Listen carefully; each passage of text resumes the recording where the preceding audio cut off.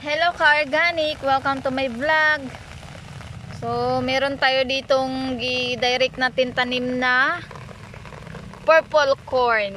Ayan o. Ganito na siya kalaki. Ayan. So, hindi pa lahat nagtubo. So, wait lang natin yung iba. Tapos, pag hindi talaga magtubo, taniman natin ulit para walang masayang na space. Ayan. Ayan. Direct ito siya. Tapos hindi na din hindi din araro dito sa farm namin kasi wala kaming kalabaw, so manual talaga. Your manpower or kami mismo yung nagtanim. Ayan. Ayan oh. Purple corn.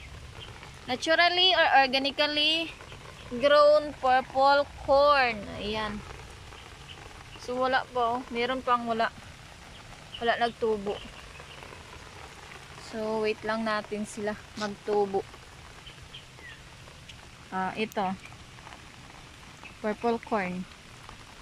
Purple corn. So, yun lang muna for today's video. Thank you for watching and see you to my next vlog. Go organic! Purple corn.